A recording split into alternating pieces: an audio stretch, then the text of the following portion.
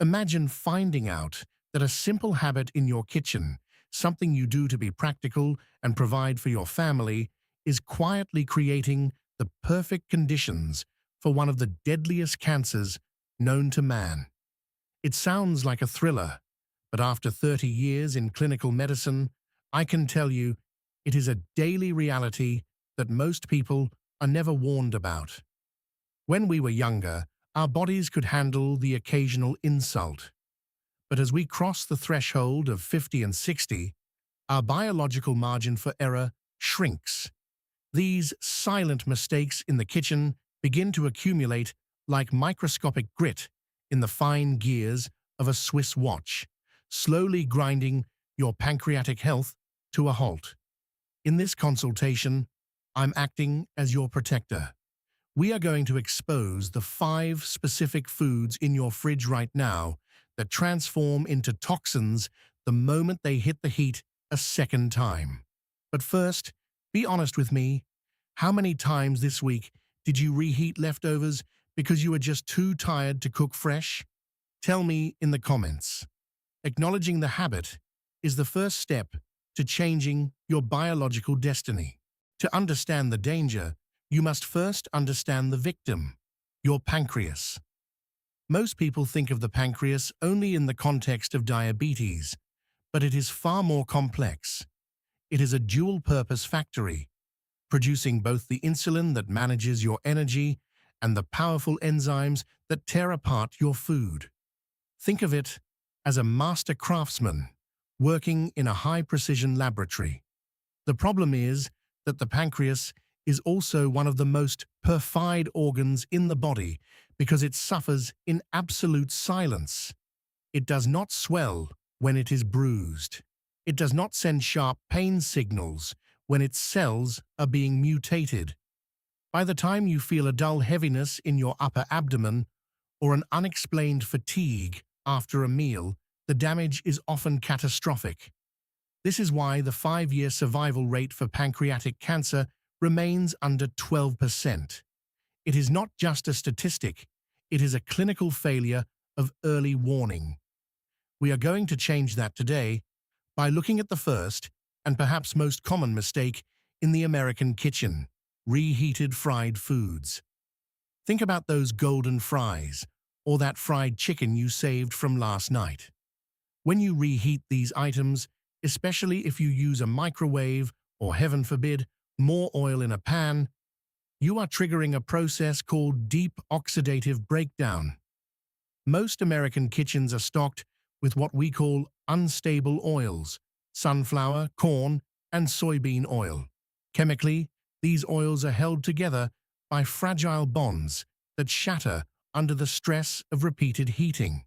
When they break, they release a class of toxic compounds called aldehydes. Specifically, I want you to remember 2 names: 4-hydroxy-non-enol and malondialdehyde. You don't need to be a chemist to understand what they do. These are genotoxic agents. Imagine your DNA is the master blueprint for your entire body. These aldehydes act like thousands of tiny sparks flying off a fire, landing on that blueprint and burning holes in the instructions. When the code for how to die is burned away, the cell starts to multiply uncontrollably.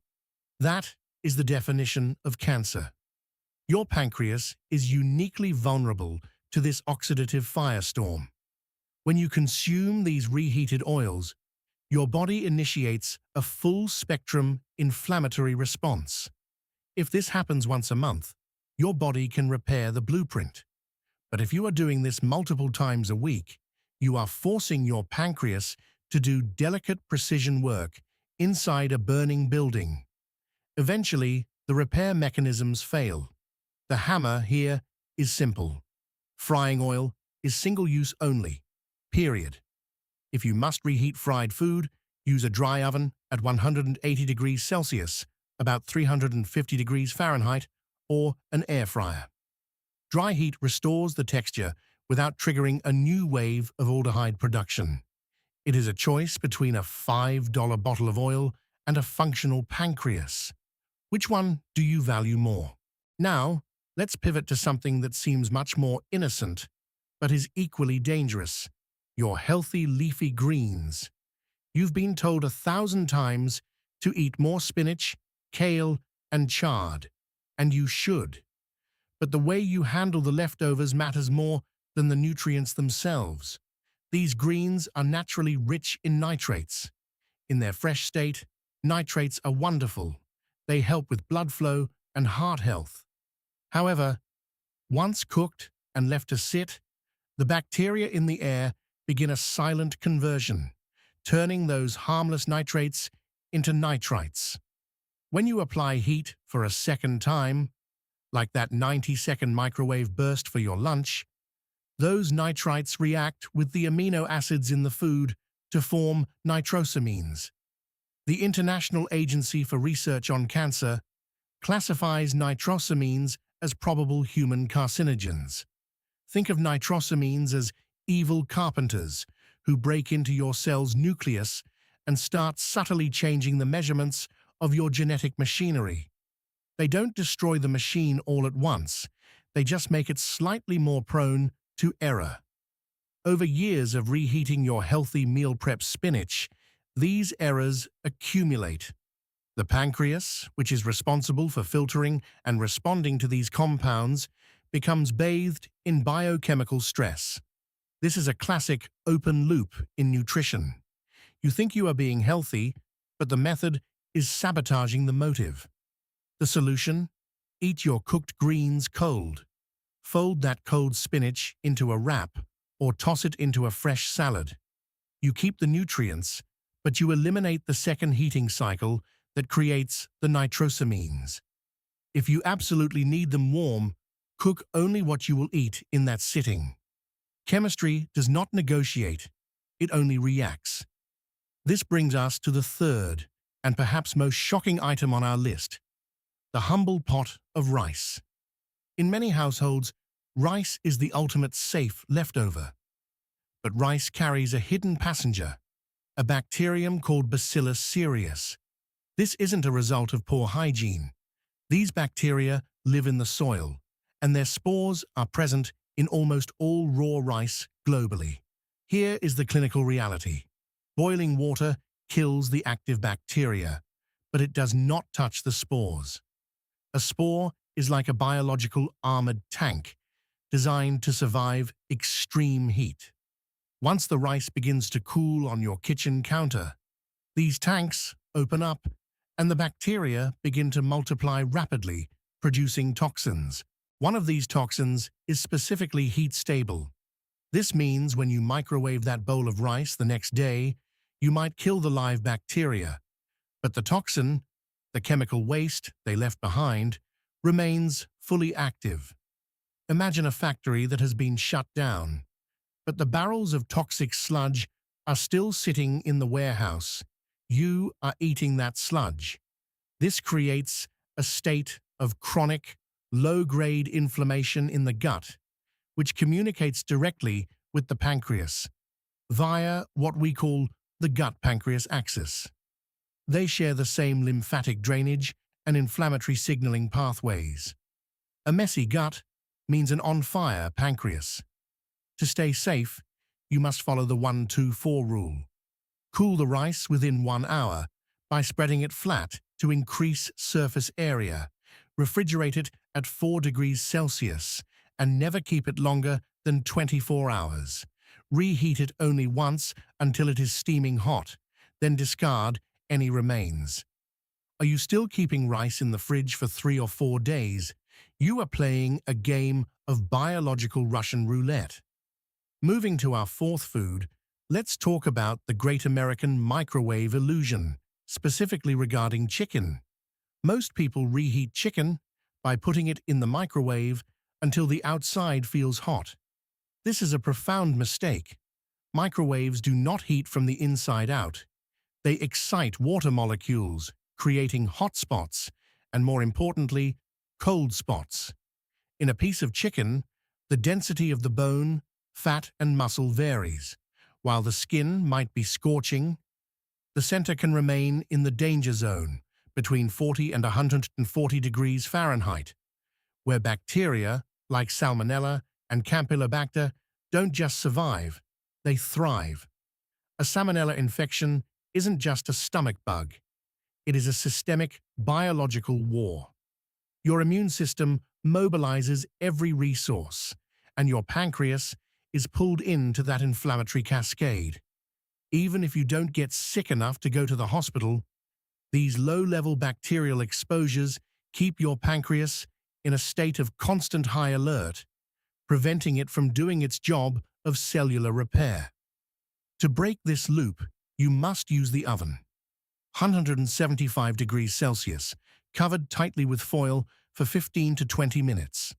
This creates a steam chamber that ensures the heat reaches the core uniformly, eliminating the cold spots. Alternatively, eat your chicken cold in a salad. Cold chicken has zero reheating risk and zero inflammatory fallout. It's a simple change that removes a massive burden from your digestive system. Finally, we reach the fifth and most complex food, the potato. This is a double attack on your pancreas. The first attack is chemical, acrylamide. This is a compound that forms when starchy foods are cooked at high temperatures, the Maillard reaction that gives fries their golden color. The International Agency for Research on Cancer calls it a probable carcinogen. When you reheat a potato, the surface has already dried out, concentrating the sugars and amino acids. Reheating it triggers a second, much more intense wave of acrylamide formation than the first cook did. You are essentially stacking carcinogens on your plate. The second attack is metabolic. When you cook a potato and then cool it in the fridge, something beautiful happens. The starch turns into resistant starch. This is a superfood for your gut bacteria and keeps your blood sugar stable. But the moment you reheat that potato to a high temperature, that resistant starch melts back into regular starch. Instead of a slow-burning fuel, you now have a glucose spike. Your pancreas is then forced to dump a massive, urgent load of insulin into your bloodstream to compensate. Do this 3 times a week for 10 years, and your beta cells, the cells that make insulin, begin to exhaust and degrade. This beta cell exhaustion is a documented doorway to pancreatic pathology. My clinical advice? Eat your potatoes cold as a potato salad with olive oil and vinegar. You preserve the resistant starch, avoid the acrylamide spike, and give your pancreas a much-needed rest. I want to take a moment here for what I call the toad zone, or the death zone warning. If you are watching this and you have already been diagnosed with chronic pancreatitis or high blood sugar, do not simply stop your medications or make radical changes without professional supervision. These mechanisms are powerful, but they must be integrated into a total clinical plan. My role is to give you the map, but you must still walk the path with your personal physician. Knowledge is the ultimate medicine, but only when applied with precision. Throughout this discussion, we've looked at the biological why of these foods. We've seen how aldehydes from oils act as sparks, how nitrosamines from greens act as blueprint saboteurs, how rice toxins are like toxic waste barrels, how microwave cold spots are bacterial incubators, and how reheated potatoes are a double hit to your insulin factory. Each of these is a perfied lifestyle mistake, a trap hidden behind the mask of convenience. But here is the payoff. Your body is remarkably humble and forgiving. Even after years of these habits, the moment you stop the insult, the healing begins. Cellular replacement in the pancreas is constant. If you give the organ a clean environment, it will attempt to repair the damage. I want to ask you something right now. Which of these 5 habits was the biggest blind spot for you? Was it the rice, the spinach, or perhaps the reheating of fried foods in the microwave? Please share your experience in the comments. When you share your pain points, you help others realize they are not alone in these mistakes. We are building a community of protectors here, people who are taking back control from the modern food industry and its shortcuts. Now, let's translate this into a concrete routine. I don't want you to be overwhelmed by the science. I want you to be empowered by the action. Starting tonight, I want you to adopt the clean heat protocol. First, if it was fried, it stays out of the microwave. Use your air fryer or oven. Second, embrace the cold soul of vegetables and potatoes. A cold potato salad or cold sautéed greens are not just leftovers. They are high-performance functional foods that protect your DNA. Third, respect the 1-2-4 rule for rice. It is non-negotiable. 1 hour to cool, 24 hours to eat, 4 degrees in the fridge. These are small, almost invisible changes, but over the next decade, they represent the difference between a thriving, silent pancreas and a devastating diagnosis. You have stayed with me until the end of this deep dive, and for that, I commend you. Most people want the quick tip or the magic pill, but you have chosen to understand the biochemical truth. That discipline is the foundation of longevity. You now have the knowledge that 90% of the population lacks, but knowledge alone is just potential energy. It only becomes power when you apply it in your kitchen tonight. The information has been transferred. Now, the job is yours. If you found this clinical breakdown valuable, please like this video. It tells the algorithm that evidence-based medical truth matters. Share this with one person you love, perhaps a parent or a friend, who meal preps every week and has no idea they are creating nitrosamines or acrylamide. You might literally be saving their life with a single click. We are on a mission to bring clinical authority back to the forefront of health. Thank you for your time, thank you for your trust, and I will see you in the next consultation. Take care of your pancreas. It has been working for you in silence since the day you were born. It's time you did the same for it.